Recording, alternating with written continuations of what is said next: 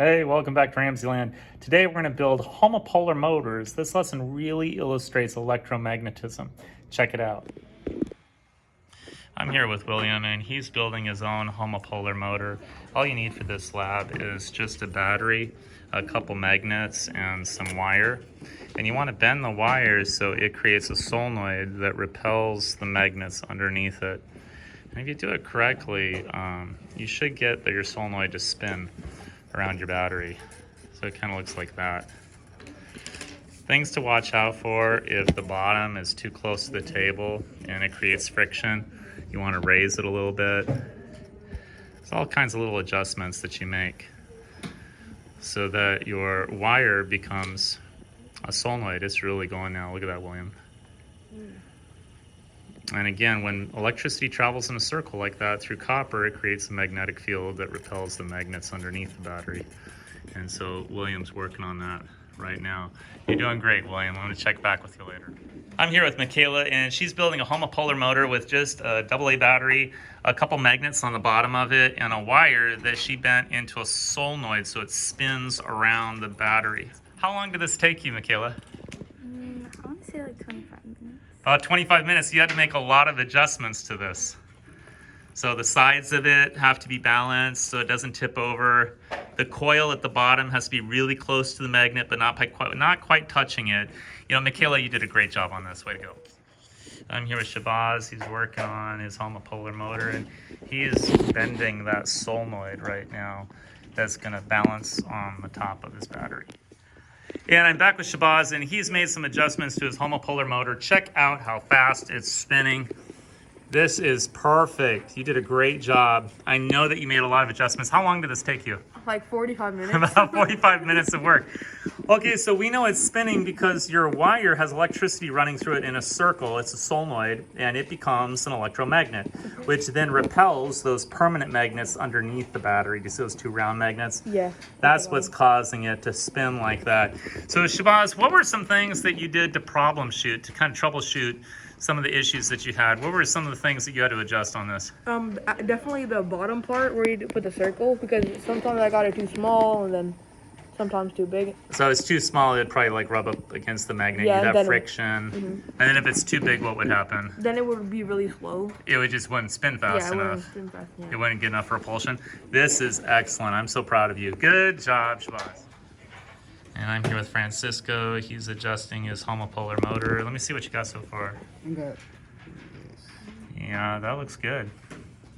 And that's gonna rest on the top of your battery, and we want to see if it spins or not. You want to test it really quick? See if it works yet? Yeah. Okay, here's our first test. Gotta make a lot of adjustments to these. Oh, it's moving. It's moving. Good job. Keep working on it. Okay, I'm back with Francisco now. He's made a couple adjustments to his homopolar motor, and I think he's got it just right. It's really going. And it looks like you wrapped the bottom around that magnet a couple times, so it's really staying on there. You did a great job with this. About how long did it take you to get it just right? It took me about 10 or 11 minutes. Yeah, it takes a little while to get it so it doesn't fall off the battery. Okay, so Francisco, what's making the motor spin? What's making it spin? What's making it spin is electromagnetic repulsion.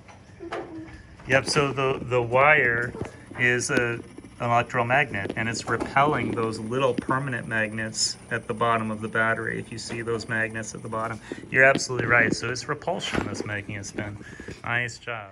Okay, I'm back with William, and he has got his homopolar motor working. I'm gonna get a little closer so you can see it spin. He's made a lot of adjustments to this. Now, William, about how long did it take you to get this spinning? An hour or two. An hour. All right, now the first one, I think the wire cracked, but you didn't give up, and you kept making little adjustments to make sure that wire repels the magnets underneath the battery. So, William, what makes the motor spin? The magnetic field formed when you bend you bend the wire to make a circle. And then the wire becomes magnetized, right? It becomes an electromagnet. And then it repels those little magnets underneath it, and that's what keeps it spinning. You did a fantastic job. I'm proud of you for not giving up. Good job, William. And I'm here with Javion, and he has got his homopolar motor going really well. Look at that solenoid spin. That is awesome.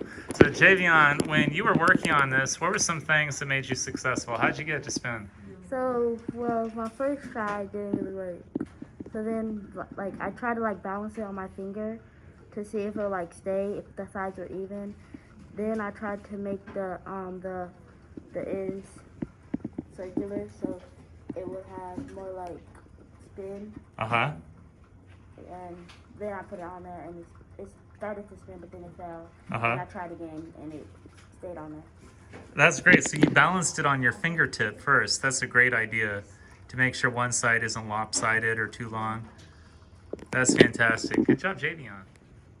I'm here with Brianna. She's got her homopolar motor going really well. I'm going to zoom in and see. Look at how well this is spinning. She bent her solenoid so it balances on the top of the battery, and it becomes an electromagnet that's repelling the magnets at the bottom of the battery. So Brianna, how long did this take you? I would say like 25 minutes. It took a while. So you probably had to make a lot of adjustments to this so that it balances just right. What were some things that you did to make it spin? Well, first I bent the sides and tried to make them as even as I could, and then the bottom I just like twisted it into a circle, and then I stuck it on. So the sides had to be even, so it wouldn't tip over, right? And it looks like you made the bottom into a little bit of a circle, so it kind of hugs the battery at the bottom, but not too tightly because then it would have friction. That is awesome. Great job, Brianna. I'm proud of you.